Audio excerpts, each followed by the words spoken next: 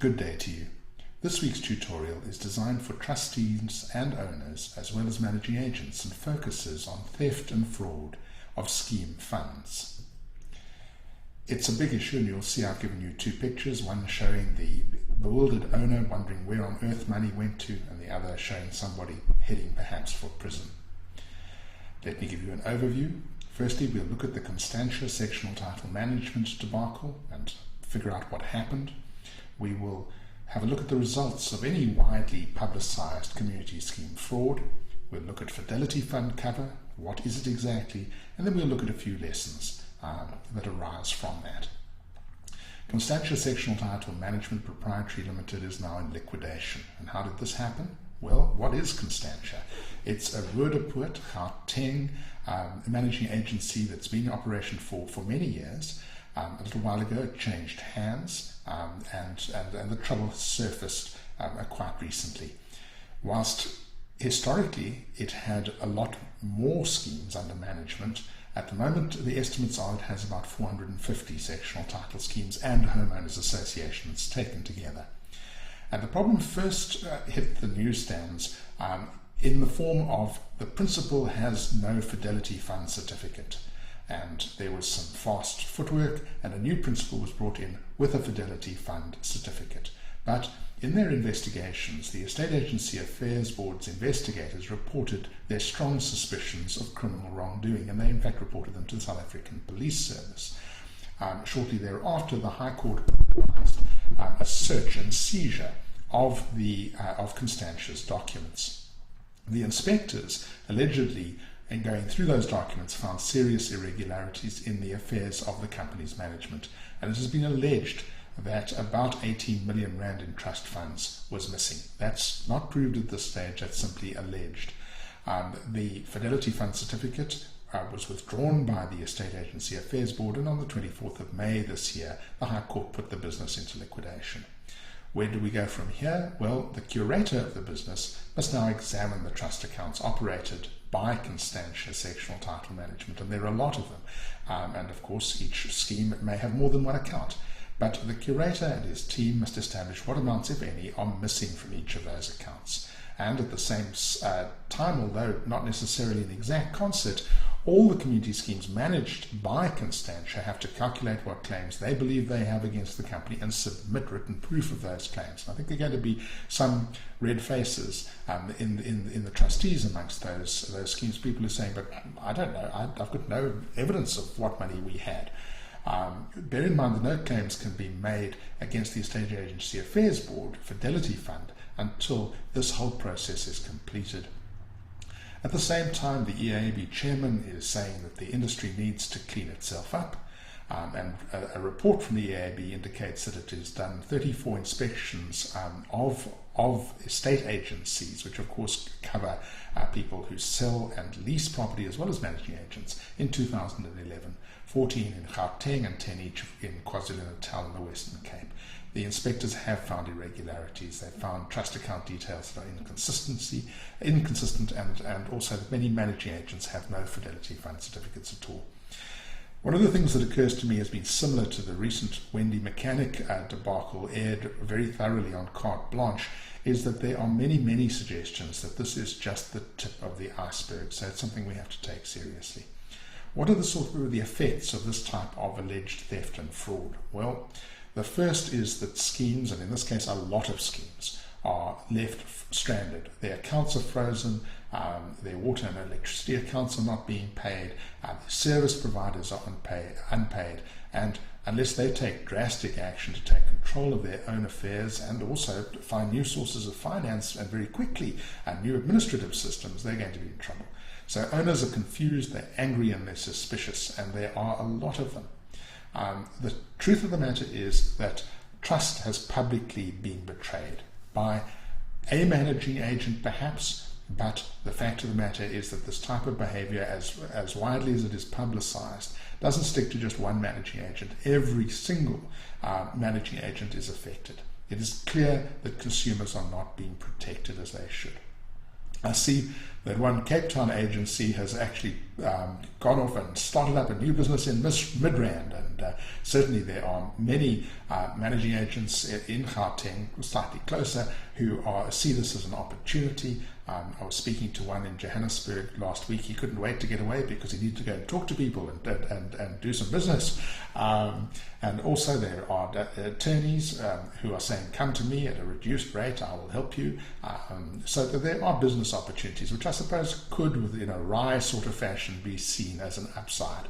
But it, I think, requires that we have a look at what the Estate Agency Affairs Board's Fidelity Fund cover actually is. It comes automatically with the issue of a Fidelity Fund Certificate, which of course is not needed by everybody who's involved in managing agency. Only the principals of businesses are issued Fidelity Fund Certificates, similar to the way in which NAMA only has as its members the management of managing agencies.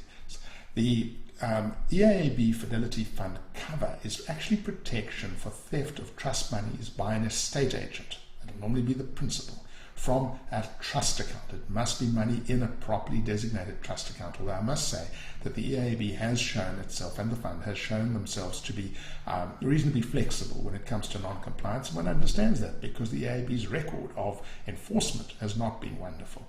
It is insurance of the last resort, and what that means is that you can't claim from the fund until absolutely anyone else who could be liable to repay the money has been sequestrated or liquidated. So in this case, the company has to be liquidated, then the principals have to be sequestrated. These are all long processes requiring a lot of evidence and time in court and advocates and attorneys and all sorts of things.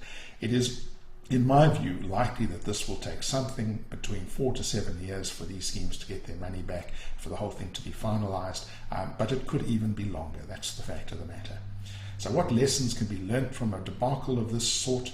Well, the first one is that the EAAB has some work to do. The EAAB is a subsidiary of the Department of Trade and Industry, which overall has a very good reputation for efficiency. And it's the primary function of the EAAB is to protect consumers. Now, that clearly hasn't happened in this case. This failure and its recent reports show that there is an awful lot of work to be done. Well, we all know that management difficulties in the EAAB have hit the headlines recently. There certainly are trouble. We've seen pictures of thousands of applications for Fidelity Fund Certificates left unattended for long periods. But Clive Ashpol is the EAAB's enforcement officer, and he's the person who now has recently taken on this mantle. He's left education, he's gone to enforcement, which is something that he's had a good history in. And as far as it is possible to make sure that this sort of a problem does not recur, that is his job. Okay. Now, managing agents need proper fidelity insurance. This is becoming absolutely clear. The EAAB's cover is one thing, but we have to get to a stage where managing agents are covered by something more real, with a more immediate return to the people whose money has been stolen. Managing agency theft and fraud is not a South African thing particularly. It's a worldwide phenomenon, and every single jurisdiction has had to look at how to deal with this.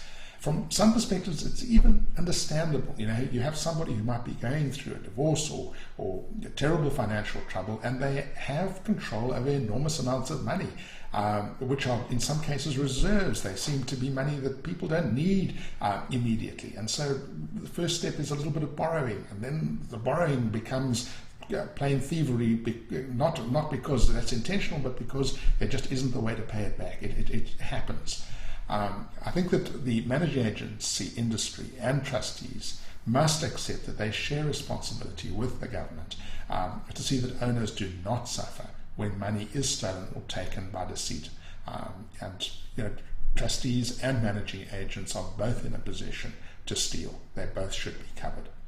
But primarily, the people that the Sectional Titles Act says are responsible to look after a body corporate in the sectional title context, that's the trustees. And you can't outsource a fiduciary duty.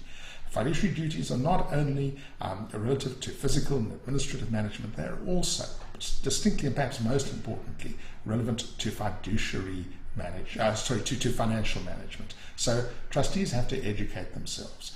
They need to take care. They need to understand the monthly management accounts. And if they can't understand them, they need to insist that they be explained to them. You have to have systems that will prevent fraud. Otherwise, inevitably, it will happen. So, for example, you have to get confirmation that investments are in fact there and that the amounts are right.